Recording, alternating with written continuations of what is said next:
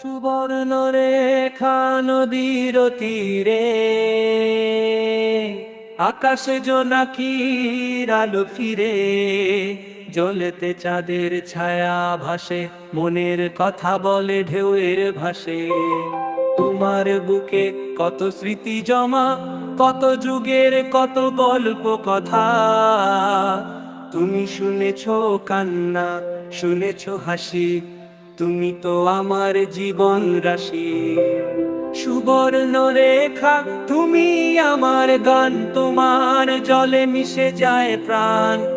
তোমার তীরে বাঁধি আমার ঘর, তুমি আমার চিরকালের ঠিকানা।